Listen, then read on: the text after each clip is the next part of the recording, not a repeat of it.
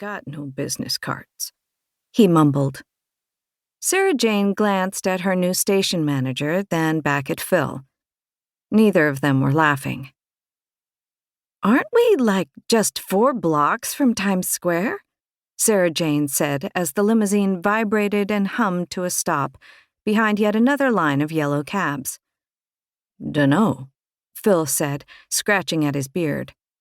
After sighing heavily, Sarah Jane reached into her oversized purse, removed a notepad, and then sat back into the cream leather seat. As she flicked through the notes she had scribbled back in her hotel room before she had been informed her driver was downstairs waiting for her, Phil looked her up and down. From the point of her high-heeled leather shoes all the way up to her marble eyes. Then he fake coughed into the back of his hand nervously. It was usual that Phil would feel nervous, but he was nervous in the back of that limousine because he felt a need to speak. And Phil Meredith was not a man who enjoyed speaking. It's why Sarah Jane loved working with him. She could control him. From day one of meeting him in that stuffy little office in the bowels of the PBS studios, Sarah Jane adopted a career puppy dog. A puppy dog who would leap to her every command. "Just want to say," Phil said, before nervously coughing again, causing Sarah Jane to slap her notebook closed because she knew more than anyone that when Phil spoke, it was because something needed to be said. "Thank you for taking me with you." "Oh, you've thanked me enough," Sarah Jane said, batting him away with a wave of her hand. "But I haven't said it properly, 'cause I'm not really good with words. But thank you.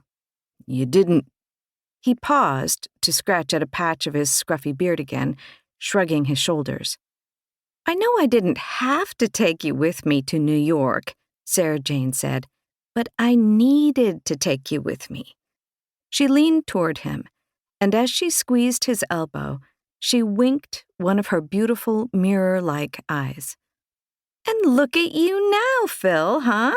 A producer on one of the biggest networks in America? Business cards and all." Sarah Jane waited for Phil to snort his usual hoarse chuckle, then leaned back in the leather seat and sighed, because the limousine had stopped yet again behind another line of stationary yellow cabs. "It's 1:55, she said, pulling at the cuff of her left sleeve. "Screw this. Come on, Phil." She snatched open the limousine door and stepped into the vibrating hum of the stalled traffic, where she waited on Phil to join her. "We're gonna run," she said, slapping at the driver's window before darting between the rows of stalled traffic. Phil jog-walked after her, carrying her oversized purse under his arm as if it was a football. They were headed toward the lights, the brightest lights the city had to offer, the brightest lights in all of America. Lights that seemed to shine brighter and glow more magical the closer they raced toward them, especially so for Phil. He hadn't been to New York City before, had only ever seen these bright lights through the screen of his bulky television set back home, whereas this wasn't Sarah Jane's first time in Times Square. She had visited on both occasions she had come to New York to audition for stage roles during her late teens. It had been mentioned to her more than once that her looks would be enough to elevate her to the boards of Broadway, from where she would inevitably be offered a first-class ticket to the hills of Hollywood. Only she was turned down without any feedback whatsoever for the 2 auditions she managed to book, simply because she didn't possess anywhere near the talent required to be treading the boards of a Broadway stage. When the second casting director she auditioned for squinted at her as if she had 2 heads and ranted, "Have you even taken time to consider the nuances that might emanate from within the character you are auditioning to portray?"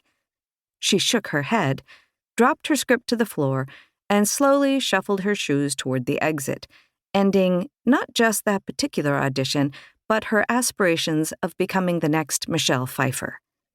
Although she quit acting that day, she didn't quite quit on her ambition of finding fame.